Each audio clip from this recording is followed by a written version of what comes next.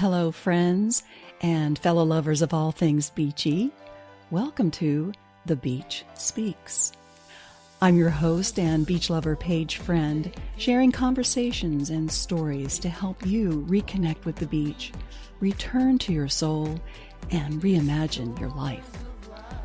Whether they're an entrepreneur, a conscious creator, or just someone who loves the beach, all my guests have a story to tell about what makes the beach the place to be. So grab a cool drink, sit back in your beach chair, stick your toes in the sand, and enjoy this episode of The Beach Speaks. Hey, beach lovers. This episode is a bit of a departure from my typical beachy conversation. I mean, what does an end-of-life death doula have to do with the beach? Now, stick with me on this one because once you hear my guest, the sacred servant Nada Frazier, I think you'll have a good idea why I invited her back to the podcast.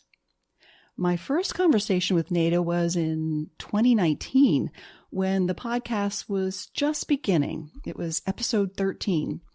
And since then, it's been one of my most downloaded episodes. I highly recommend that you go back and listen to that one, since it will give you an idea of what it really means to be a death doula and how we can all think about death and life a little differently. I know, you're thinking, Paige, what does life and death have to do with the beach? What I'd like you to think about today is conscious community and freedom to live a happy, healthy life, which is what we love about the beach. It's where we go to feel that sense of peace and ease, of healing and happiness. And well, if you've listened to my story, you know the beach has also been my relief from pain and loss. But you know, death is a part of life, and Nada is the perfect person to help us understand that. Our conversation today isn't so much about death, it's more about our experience with it, personally and as a community. And some of the topics we cover are moving to the beach during a pandemic, life and death coaching and being a sacred servant, conscious community and collective consciousness, our mental health and the increasing benefit of telehealth, and what is a death cafe? Here's Nada to explain it all.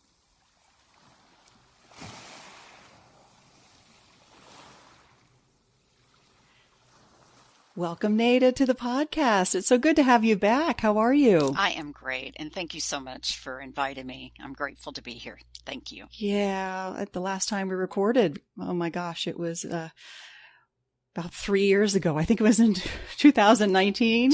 December or somewhere in there of 2019. Boy, has a lot happened between now and then. Oh my goodness, I know. We were at my kitchen table, and I have since moved and I don't have a kitchen table.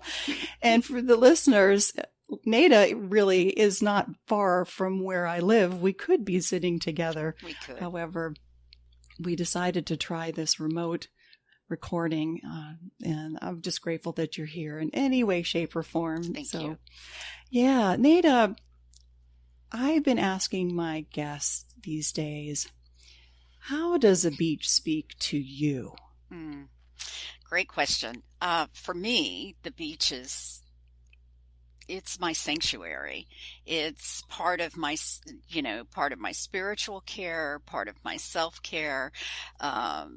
Since you and I last spoke 3 years ago, my husband and I actually moved to the beach area, so we're within a mile of the beach. And it just, energetically, it's just really, really important for my soul. I don't know any other way to say it than that. Yeah. And I believe you moved to the beach right before the pandemic, right? So you got locked down in our new space, which we're mostly. We committed to buy the house in, I believe it was February of 2020. And then in March, we did the closing with masks on. And I mean, just not having everybody, I think, can relate that we didn't quite understand everything that was going on. We certainly didn't. And we moved the first of, I think it was April. So we moved during the pandemic, but in the very beginning stages of the pandemic. So we're very grateful, because we made the decision to quarantine. My husband is high risk medically. And so we were in this beautiful new space, We're very grateful. We were I'll use the word privileged during the pandemic to be in an environment that was so natural and so beautiful and new to us. Yeah. So you had the opportunity to stay inside and get things in order. And yes, and my most important or favorite part of our home is our lanai, our porch, and it overlooks trees and water and natural water, not the beach, but a little pond area. That was so important for us during quarantine to have that. For me, especially because I'm such an outdoor person, to have that space where I could go and still be in nature, but have my own private sanctuary. Yeah, it definitely made a difference for me when they shut down the beach for a while, which I couldn't believe they did, but they did. We found a spot where we would drive to and sit in the parking lot and watch the waves and sit in our car and put the windows down. So we went to the beach during the pandemic, but we didn't go on the beach but it was there still. It was very healing and that was one of our big adventures out was to drive to the beach, sit in the parking lot on A1A and just watch the waves come in and, be at the beach. Yeah. Just that energy. However you can get it. I totally get it. The last time we spoke, we were talking about conscious community, which was early on the focus of this podcast with a connection to the beach. And I still have that a thread running through the podcast, that conscious community and what people are doing to give back and the connection there is to the beach. And the last time we spoke, we talked about you being a death doula or end of life doula, or I think you had changed what you were calling yourself. So I don't know what you're calling yourself now.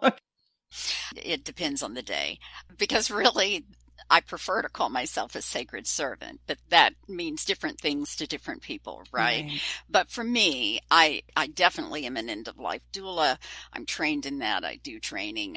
It's very much a part of my life. But I also do a lot of spiritual support or coaching for other people. And I've started just saying I'm a life and death coach. I cover both ends of the spectrum.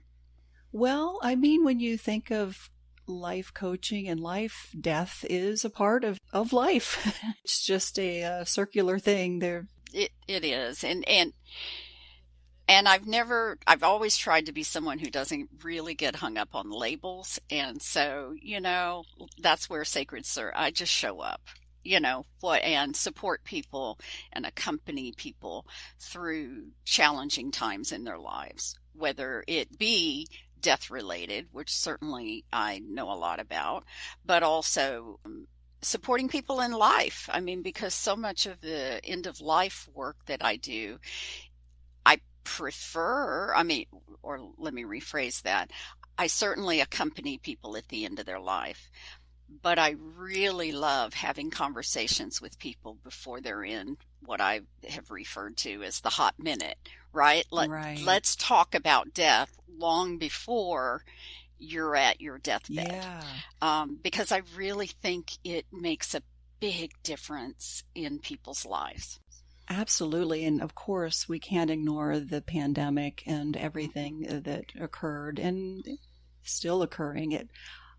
I think it gave us a moment to pause and really think about our lives and think about the passing of our loved ones and our own death, and having to reframe that or just even look at it when we weren't ready to look Right. at it. Did you find a need for that more during that time? Did you have people reaching out to you more? I did. I also want to be really authentic and say, since you and I spoke back 3 years ago, my sister died. My mother died from COVID, and it was a long distance COVID because I couldn't be there. The facility she was in at that time did not allow guests. So dealing with being someone who does end of life work and not being able to accompany my mother in person at the end of her life was, I'm not going to lie, it was gut wrenching. I understand it. However, it was exceptionally difficult time for me. So I had two very big personal family members, one of which was impacted by COVID personally. And so I literally walked my mother home over Zoom. I mean, whoever thought that we would adapt, but I did the work I do to support. And of course, it's different when it's a family member. You still have your knowledge that you have as an end of life doula, right? That you can utilize, but it's my mother, so there was all kinds of different feelings and emotions and things that, that were very complicated, as it would be for anyone. But, over Zoom, I played her favorite music. I read books to her. I did the things that I would have been if I'd been able to sit by her bedside. But I'm not going to lie, it left a mark. It was a very challenging time for me personally. So, and during that time, of course, supporting people. At that time, when we first locked down, I was spiritual leader of a spiritual community, a church that I'd done for over 5 years, and adapting to taking all services virtual, to supporting people in not being in physical community. So many of our people were people who lived alone, and helping people to adapt to that situation. And then ultimately, a year later, our church folded. And so there was another loss and death and grief surrounding that church community, making absolutely what I support as the best decision for the community. But it was another loss and grief. Yeah, we felt that loss greatly because we were part of that community as well. And I just think of how many layers of experience we've all had. Like, you've had the deepest experience having lost your mother and your sister and having to do that distance thing. I think the word Zoom is going to be in Webster's dictionary pretty soon because it's become such a part of our vernacular. Yes. I mean, I have to say, I'm very grateful. I mean, I am so grateful that at least I had that connection. And while it wasn't, you can't, in the environment that my mother was in, I couldn't do Zoom 24/7. I couldn't say set up a remote camera. And I mean, we were all still figuring it out because there were other people that needed to use the iPad or whatever they were using to communicate with their family members. On the other side of it now, I want to just acknowledge the human spirit and how we all were just doing our best to adapt to circumstances that weren't exactly ideal, Yeah. Now, you've been preparing yourself for another role as the sacred servant. Tell us about what you've been doing. I went back to graduate school and have been working on my master's in social work degree for the last 3 years. And I finally get that piece of paper and graduate in August. And so I'm within a few weeks of achieving that goal. And it just has added I think of it in terms of, even in the end of life doula and death work that I do, different, but certainly that work has benefited from me being in this program and focusing on counseling modalities and just different ways, just more tools in how I support people in my work and myself. I mean, my own personal spiritual growth being in the program and just really having an opportunity to do a deep dive even further into my own awakening, my own learning opportunity. I mean, I'm a lifelong learner. I'm always going to learn. That's just who I am. But even furthering my skills in how I can support people. So yeah, I feel like I can see the finish line. I'm so close. Congratulations. Thank you. Oh, yeah. I know it took a lot out of you. You kind of went off the grid for a while. I still am off the grid in a lot of ways. I've had to, talk about having to make difficult choices. I mean, it has been a tremendous commitment on my part to, continue to support my family and my loved ones and do the work that I do and be a grad student. And so I would say that I've kind of gone off the grid for about, especially the last 2 to 3 years. And to some degree, if I'm, again, maybe I'm just trying to look at the positive side of it.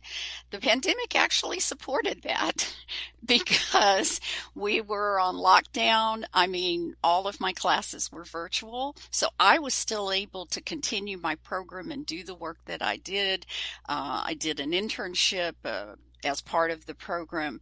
My first internship that I did, a clinical internship, I was doing virtual counseling. And so that was not something that had been on my radar. But when you're doing it day in and day out, because that's the only way that you can support people in that particular moment, I learned a lot from it. And now I believe, my personal opinion is that the counseling profession, the support profession, I think that's here to stay. You just went right into what I was going to comment about. I remember one of my earlier episodes, I spoke to a couple of counselors and we were talking about the big thing then was social anxiety, especially with our younger folk. And that whole telehealth thing was just starting to come about.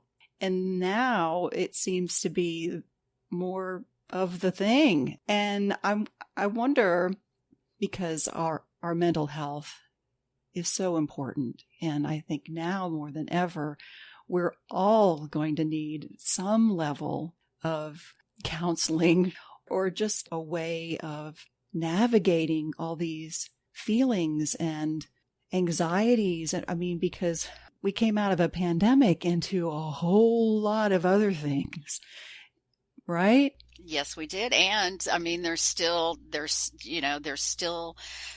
concerns about we're not done yet. I mean, it's morphing. And so for me, I personally believe that, at least in my lifetime, I don't think we've ever had an experience that everyone in some way was involved. It is a shared experience with every human on the planet. Now, some more than others were affected, right? But you take, for example, I mean, 9/11, of course, was an awful point in our history and affected so many people across the board. And if you were in that particular geographic area, obviously it affected you, even potentially more than it affected me when I was in Texas, at the time. This global pandemic has affected every being on the planet. And I think there's it already has brought about changes, and I think it will bring about more. And what I want to affirm is for myself anyway, is that I don't want to say good can come from this. It's just we're going to adapt in a different way. I mean, I want to believe good can come from it, but we'll adapt. I think it's great that we're doing telehealth. And I think that the professions, for example, uh, there's a movement right now to have some interstate compact type stuff where, for example, someone who lives in Florida can counsel someone who lives in Georgia by telehealth. I mean, there's certain, because in the past, that old paradigm didn't fit that mold to some degree or in certain states. And now there's a movement to try to make those things easier. Hasn't happened yet, but I want to believe that we are now open to what is best for the communities. And I think part of that is we just have to adapt and adjust some of the old paradigms. Right, right. And I'm just thinking how the ripple effect of all of this has been for our teachers, our children, our first responders and their family. We thought a lot about our service industry and our service workers and all of that. But even beyond that, now we've got this whole supply chain issue. And that is, I mean, we couldn't get baby formula for a while. And then the recent turns of events with school shootings, and it's overwhelming. I don't know, Nada, if you felt this way, but I just sat the other day frozen. Literally, I just could not move. I was so overwhelmed. I thought, I have to do something. I feel powerless. What do I do? Because it's like there's fires all around you and you think, well, I got to put that fire out. Well, I got to help put that fire out.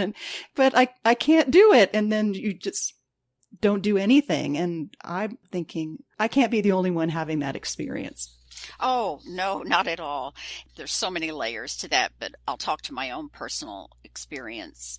There's a collectiveness. And of course, I've been doing for the last 5 months, I'll finish it in August, but I've been doing a clinical internship at a very large medical organization. And being in the clinic environment and the hospital environment and seeing the people who I wasn't there during the first months of the pandemic where everybody was still figuring things out. But certainly there's been an impact in our medical communities on all of the service providers, from the physicians to the nurses to the social work. People often don't think about social workers. Social workers were showing up every day too. To provide support and resources to the patients and clients, but also the people who clean the linens, the people who, you know what I mean, those things in order to continue to run certain facilities, those folks are still very much impacted. And I think there's a collectiveness, an accumulation, I guess, and everyone processes different, right? But like I sort of did when we first started, this happened, my sister died, and then my mom got COVID, and then all of the stuff that went with that, and then my mom died. You know what I mean? We can all, and I'm not unique. I think there's tons of people who have experienced all kinds of different things as a result of the pandemic. And I know for me, I was home on the day that the shooting happened in Uvalde, Texas. Now, and you're from Texas. I'm from Texas. I've been to Uvalde. It's been years, but I'm familiar with the community. And I'm going to tell you the truth, Paige. All the work I do supporting other people, all the trainings I've had, I sat and cried for a day.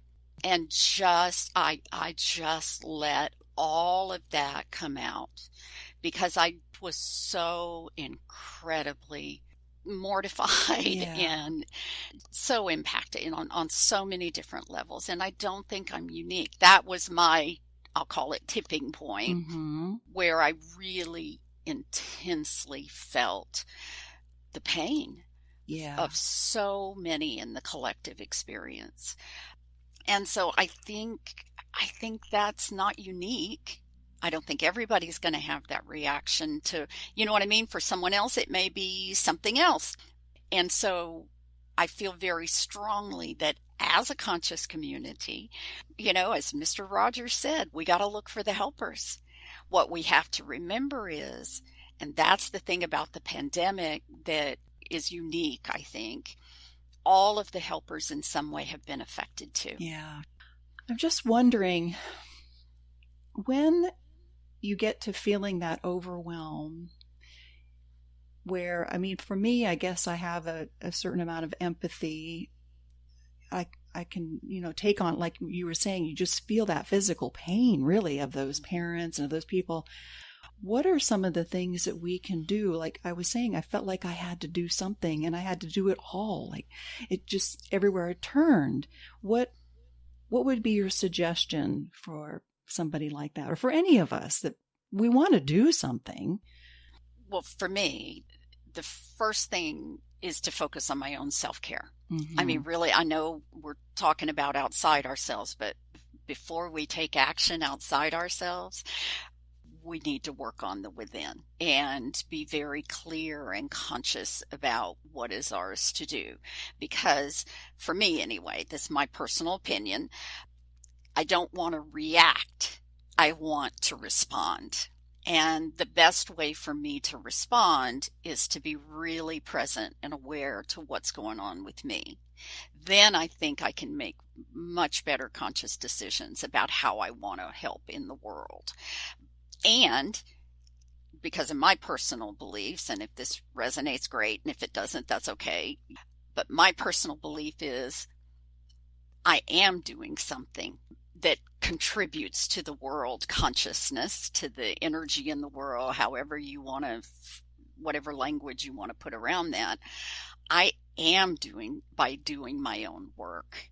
I'm in being as clean, energetically light, healthy, as in body, mind, and spirit as I can possibly be. Right. That does contribute to the world because I'm being more conscious about the decisions that I'm making.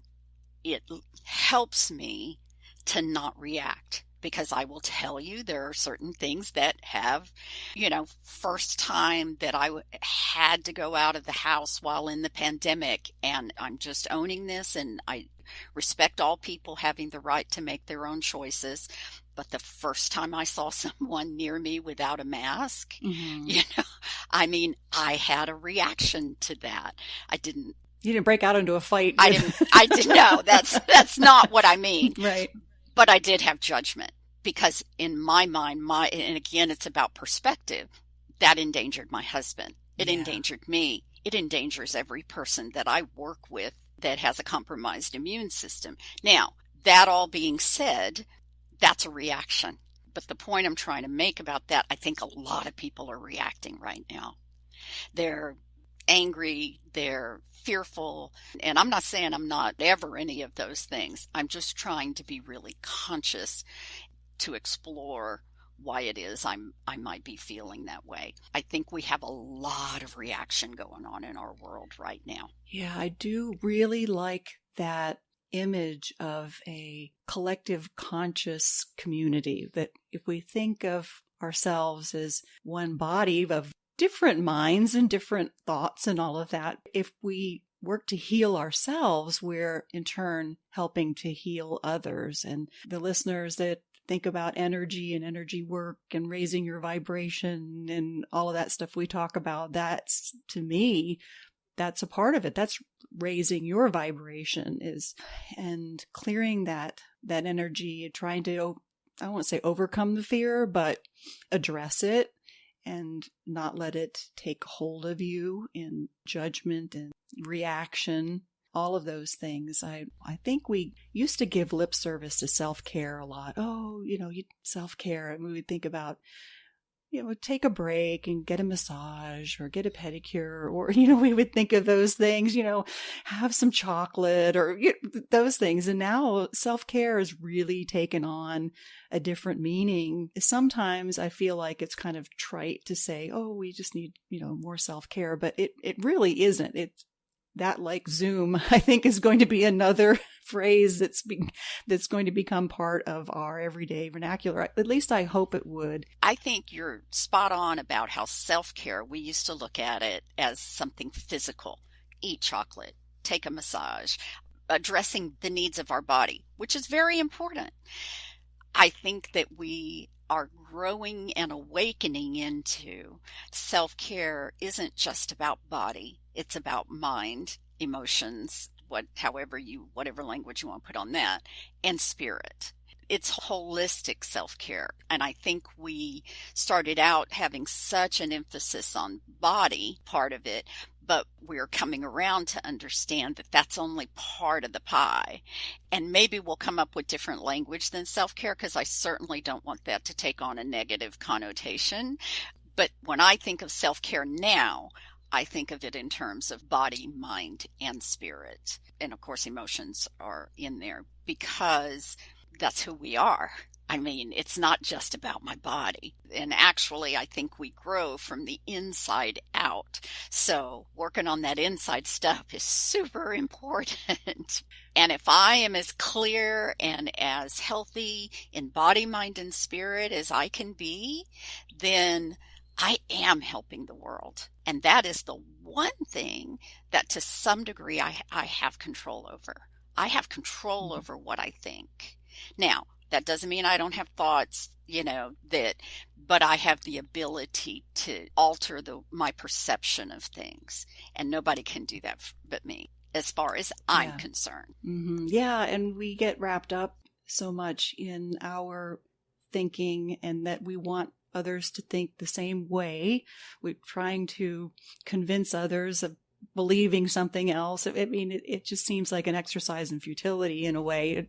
People are going to believe what they believe. And well, for me, I can just be an example of how I want to be in this world, and hope that others will see that and think, oh, I want some of that.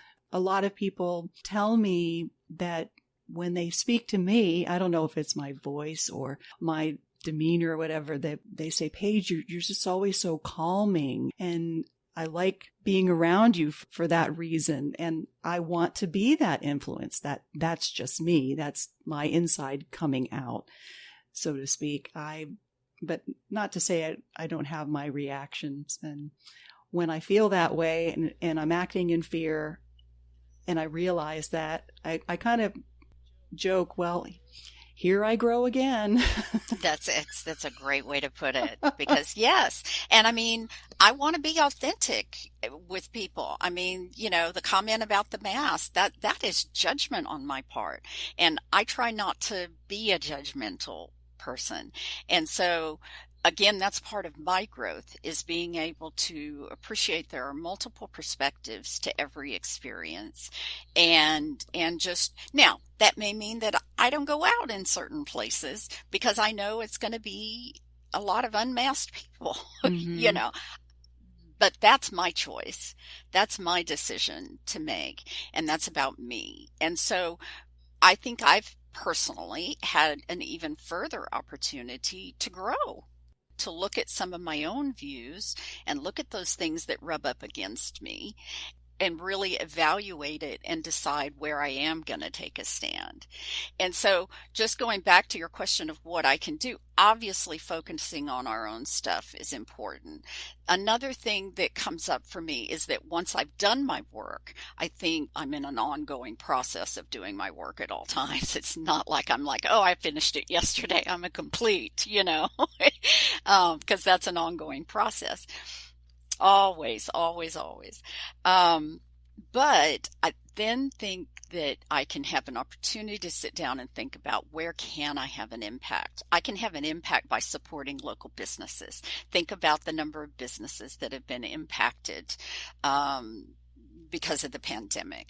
And can I support, I'm going to go to this particular establishment instead of that one to buy dinner or whatever that may be, whatever.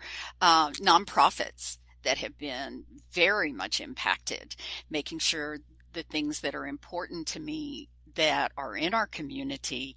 I mean, I want to make sure that we have a women's shelter for women and children.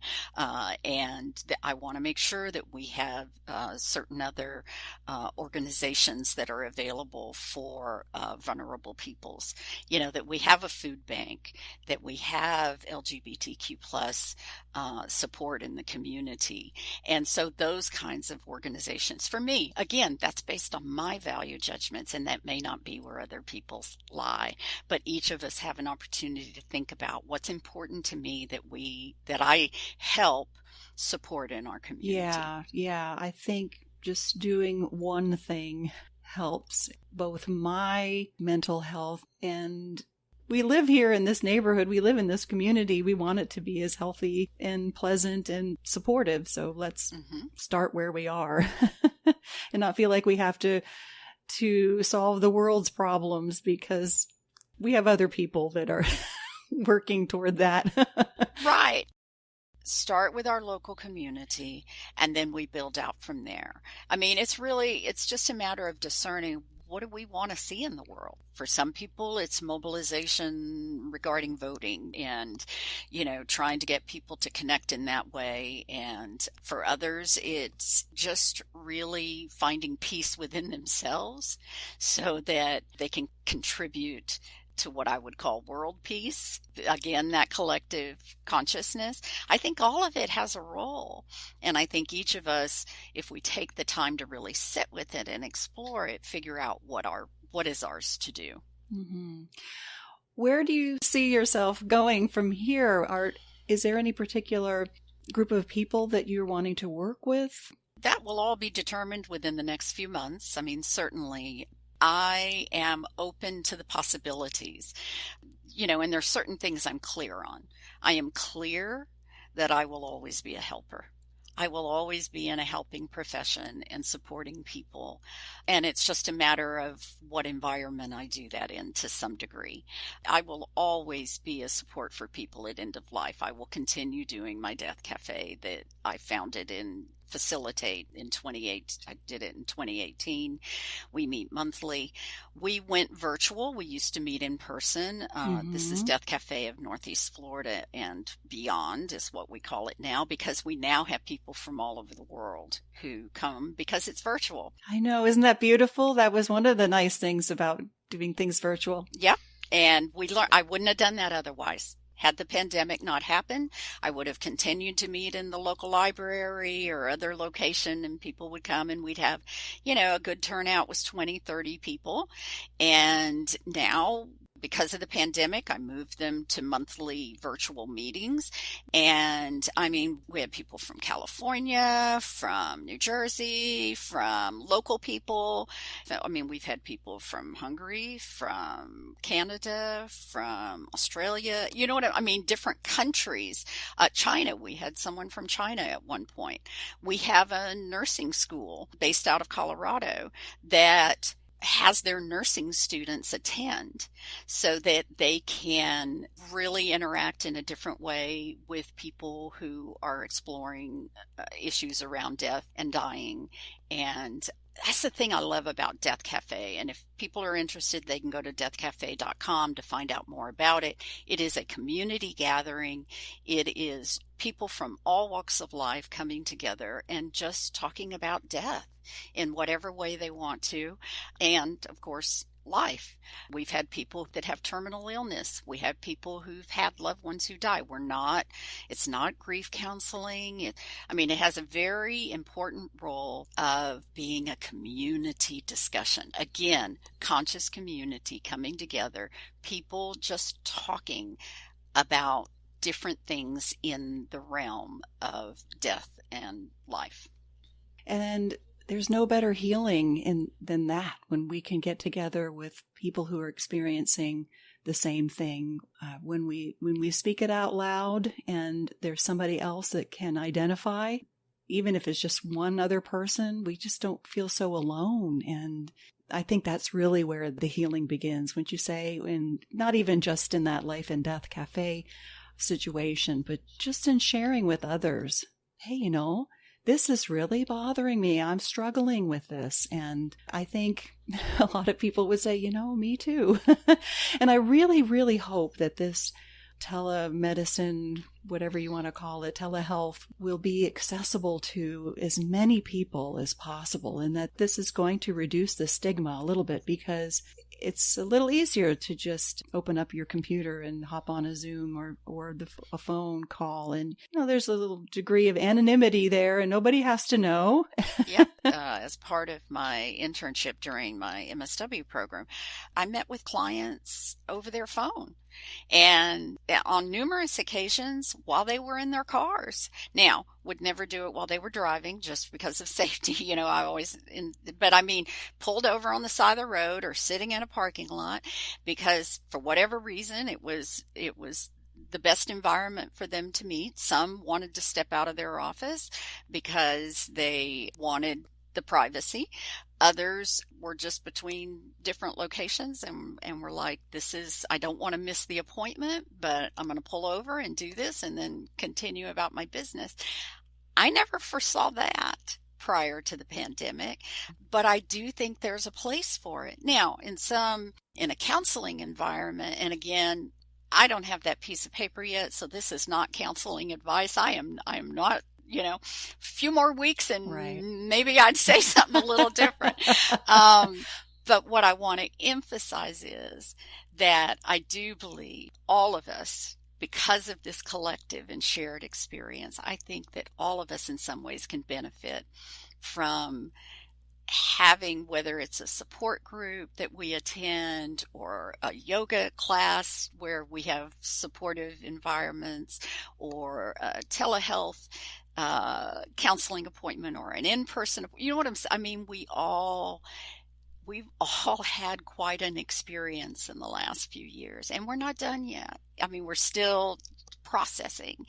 And I just think there's a real space for that to support people. And I hope that telehealth is here to stay. I think there's a niche for it. I also think that there's some things that need to be in person. I'm not going to have surgery over my phone, And so if someone needs counseling support, at a surgical level, using that as an analogy, that may not necessarily be the best environment to do it in. But again, it has its place.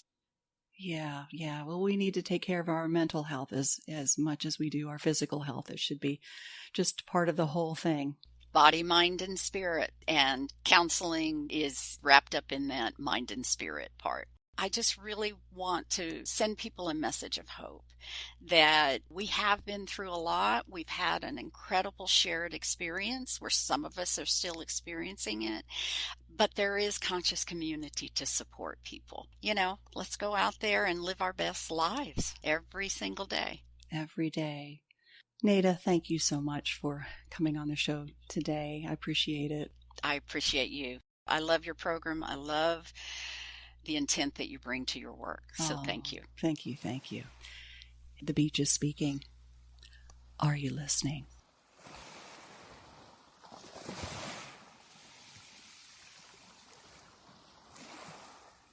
So, how was that? Was it what you were expecting? Or did you learn something?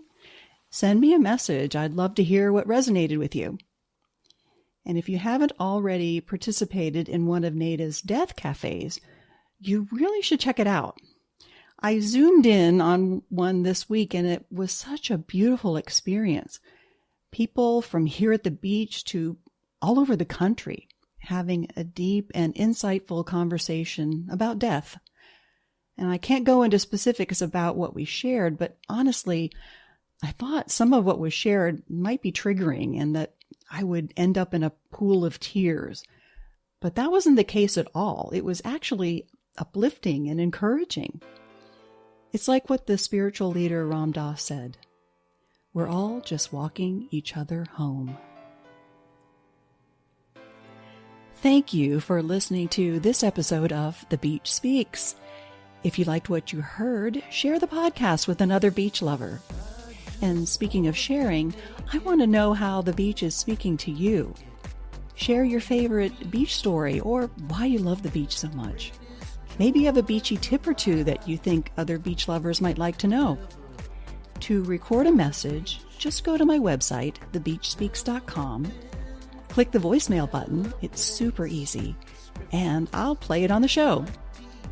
And if more beach is what you crave, visit thebeachspeaks.com or follow The Beach Speaks on Facebook and Instagram, where I post all my gorgeous sunrise photos and videos.